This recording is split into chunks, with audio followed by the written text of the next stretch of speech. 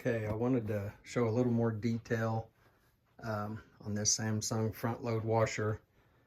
It was rattling and knocking just like all the other posts I've read and all the other videos, but I just wanted to kind of show what I'm doing and some of the questions that I ran into. But I didn't go through all the steps of taking it off because there's a bunch of videos out there that show how to get the thing apart. But essentially everything just comes off the front and you just got little screws here.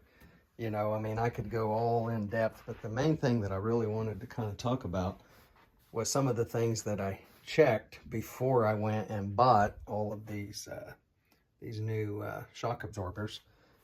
But the first thing I was looking at was, some people say the spider gear is shot and the spider gear thing is back here.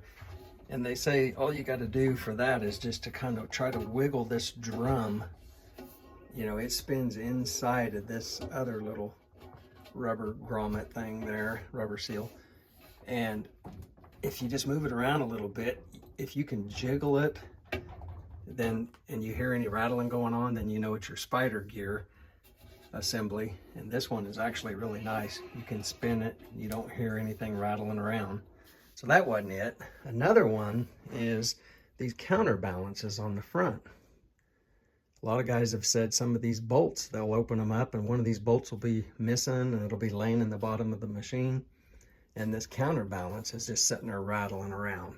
And sometimes they get two bolts broken and this thing will come out and hit the front of the machine. And there's another counterbalance up on top.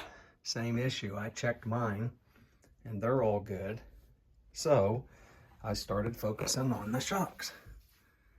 And I pulled off the old, these are brand new ones. I just installed them, and you can get to that, with the front off, you can get to that bolt real easy, and then you just get an extension and come through on the bottom.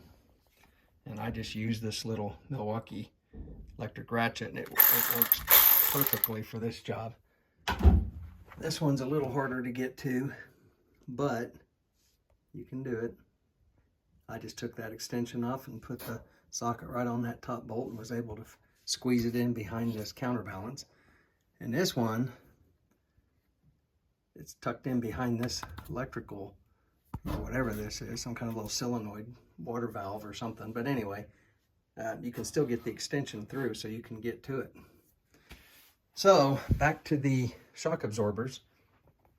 So I had done a lot of reading on these, and when you buy a new one, they don't feel much better than the ones you pull off. Here's one that I just pulled off, and I was messing around with it. I made another separate video, but it comes in and out pretty easily, and it's got a lot of free play right there.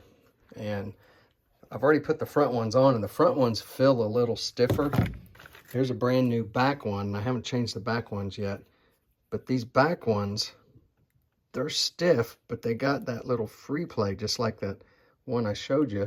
And it's kind of concerning to me, but I've read a lot of other guys that have run into this, and they don't really show this, but they say that it's the stiffness. You'll still have that free spot, but you've got quite a bit more friction. See, once you get past that free spot, it's got a lot of friction.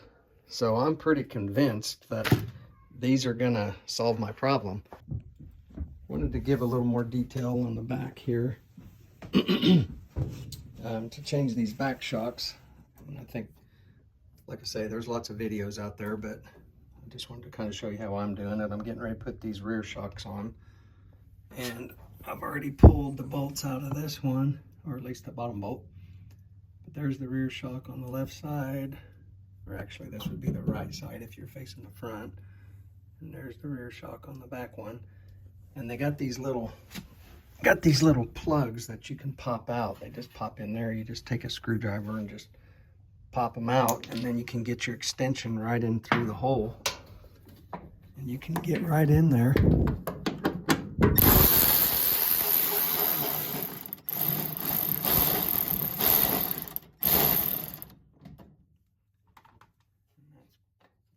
simple.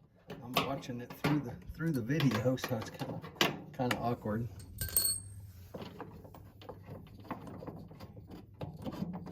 Just pull that bolt out, set it down. Like I say, I've already got the bottom bolt out, and then you just jiggle it around until you can get that shock out of there. And there it is. And same thing. It moves really easy. See, there's hardly any friction on these. And these new ones, they got a lot more friction, a lot more. And they still got that little free spot in them, but the actual friction point is a lot harder. So they claim that little free spot is okay. Everybody else says that that's normal, so we'll see. I'll let you know when I get it all put back together, but I'll probably make a quick short once I get it back together and let you know if they work out. Thanks for watching.